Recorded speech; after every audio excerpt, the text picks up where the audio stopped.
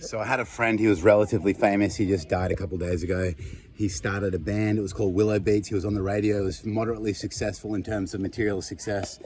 And he passed away, he was in his early 30s. And it's very sad for his family. He was close to me in some ways.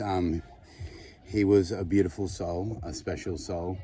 And I hadn't seen him for 10 years. I saw him maybe a year ago. He was in the Hare Krishna community, the community where I grew up in. And he was telling me about his life's problems, his life challenges, what he was experiencing, what he was going through, how it felt. And didn't think much of it. And then I find out later on, I'm in Thailand now, obviously, but just through Facebook, through friends that he passed away. And it was sad, you know. We weren't like overly close, but I consider him a good friend. And it just, to me, it reminds me that life is so short, and that to live intensely in every moment, not just, you know, when someone that we love passes. Okay, that's a good reminder, but really choosing to live in a new vibration, in a way that's not negative, in a way that's purposeful. There's meaning behind our existence. We're not just sort of floating about or trying to fit into the crowd like everybody else. We're really using our intelligence, using our brain, and living in a conscious way, a way that is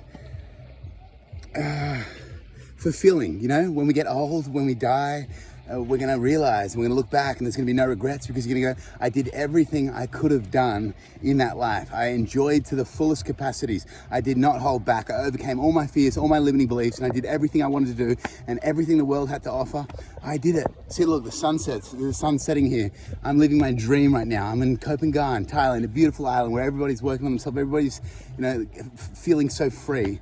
And so, but I've worked hard to get here. I had to overcome a lot of limiting beliefs. Like, some people have the belief that they have to stay in their job even when they're really rich, and they don't have the time for a holiday. And so they got millions in the bank account, but they don't have the mindset where they feel they can travel, or they feel they can go to another country because their business will fail, or their managers will rip them off, or something will go wrong. So they don't have actual freedom. They work so hard to get all this money, and people who are broke, people who have like 2 or 3K, they go and live in Thailand for like 3 months, 4 months. They get experiences that people with millions and millions of dollars couldn't even dream of having, because they have that freedom mentally. It's unlocking different areas of the brain and thinking in different ways. And it's like, even when sometimes people are rich, they'll have like, I know this personally, it was a client of mine, he had 5 or 6 million, more. He had a lot of money, but he'd take women to dates to McDonald's.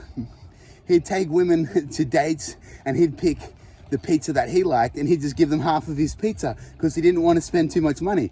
I've been at the point where I've gone on dates, like, that's not my main interest now because I'm working on like my spiritual path, but in the past, where I've been super broke at like 20 years old, I've had like $100 in the bank, and I'll spend $70 on a meal for me and the woman. I'll spend the whole lot, and I know the universe will provide, and it will give me the next amount of money that I need in the right amount of time. So there's a freedom to that. Some people call it stupid, some people call it naive, some people call it irresponsible, but it's a different way of thinking. And eventually, if you live like that, if you live like you're already rich, it's the biggest secret to manifesting anyway. You manifest your dream life slowly, but you have to believe it with conviction and faith, and you don't know, this is the hard part, when the result's going to happen, or when you're going to get the pop, or when everything's going to fall into place, or when you're going to get the dream house, or when it's all going to work out. But you get little signs from the universe. The universe tells you when you're on the right path and when you're on the wrong path.